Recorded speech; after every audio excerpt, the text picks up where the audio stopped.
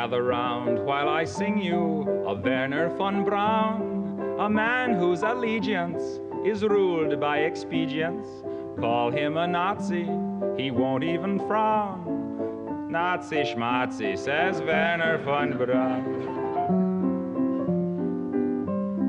Don't say that he's hypocritical, say rather that he's apolitical. Once the rockets are up, who cares where they come down?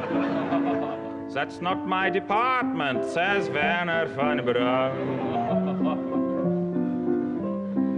Some have harsh words for this man of renown, but some think our attitude should be one of gratitude, like the widows and cripples in old London town, who owe their large pensions to Werner von Braun. You too may be a big hero once you've learned to count backwards to 0.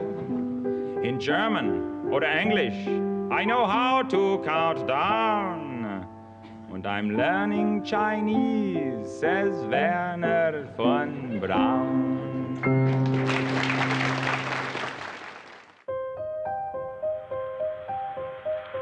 It's one small step for man, one giant leap for mankind.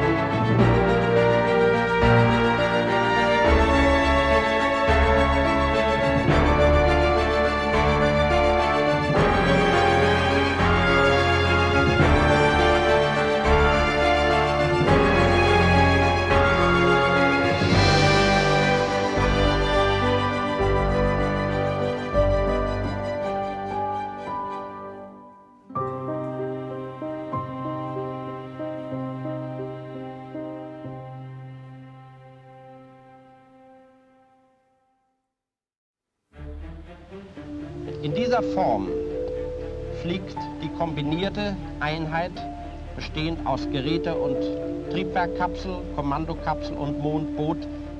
All those years, we had very, very few inquiries about von Braun's past. We never really had any questions about what are all these Germans doing, involved in this program. That never came up. He was kind of untouchable.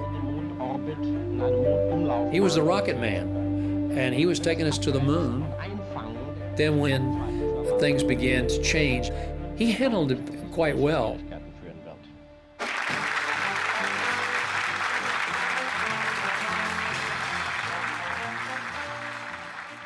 I believe you were forced to join the Nazi Party, as I understand it. No, this isn't quite right.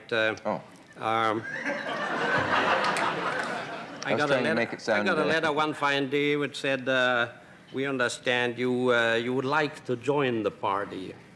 And here's a form, an application form, but the circumstances were such that the message would have been very loud and clear, had you not sent it in. He disavowed any loyalty to Hitler or to the German cause. He acknowledged the regime's crimes. He tried to avoid discussing the politics of World War II. Von Braun, were you aware that there was a slave camp near the plant you worked in Germany? Well, you are misinformed. The slave camp was about 400 miles from where I worked because I was in charge of the development of the V2 rocket, which took place in Peenemünde on the Baltic, and this slave camp was in central Germany in the Harz Mountains. Were you aware that there were any atrocities taking place there? I learned later on that there were atrocities taking place there, but I was not involved in this whole operation.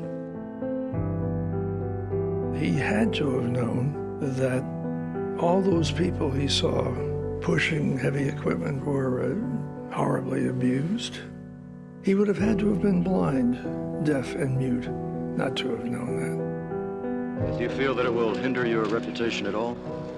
Well, that remains to be seen. As I say, I think this record is for inspection, and I have nothing to hide. I had nothing to hide, and I told the court what I knew. I was here as a witness. I'm not implicated. Remember that.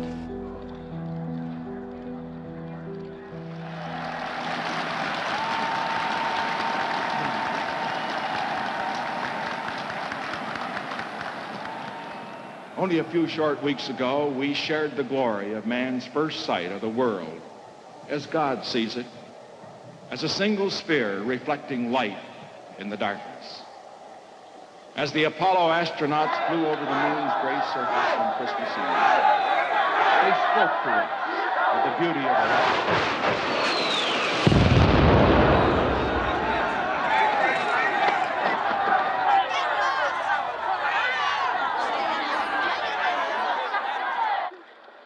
In the time that they were focused on going to the moon, the world had changed. Society had changed in pretty fundamental ways. After Apollo 8, President Nixon sent me around to make talks on the different college campuses. Everywhere I went, I met with antagonism and even hatred. I think I represented to these people the establishment. At one of the places, I had to go in by helicopter because they'd barricaded the entrance to the college.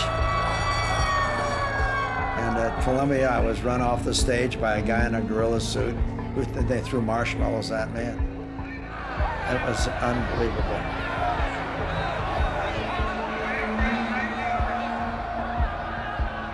When we went to Cornell, it was like going into an enemy camp.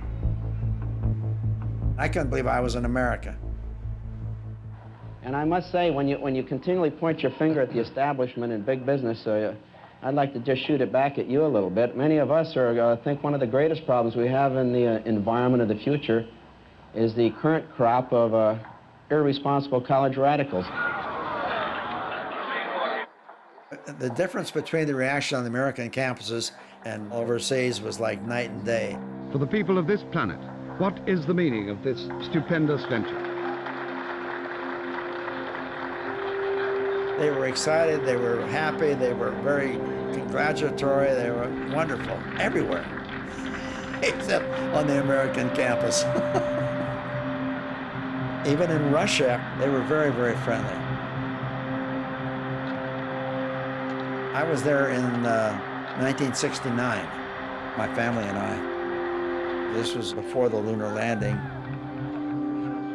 We spent 2 weeks over there, went all over the country. They couldn't have been more nice to us. Another warm welcome for the traveling American astronaut, who came far out of his way, all the way to central Siberia, to pay tribute to Soviet science. Colonel Borman, you've seen something of the world of Soviet science. How does it impress you? Well, very much. They certainly have a fine institute here. The intellectuals there understood their system was corrupt and couldn't last, but they were afraid to talk about it unless you got them off by themselves. It was that kind of a society. And I like to think that the Apollo program had a lot to do with the subsequent dismantling of the Soviet Union. Have you had any feeling from the cosmonauts of their view toward the impending moon landing in Apollo 11? Well, I think they feel the same way about that as we do about theirs. They wish us all success, as we've done on every one of their flights.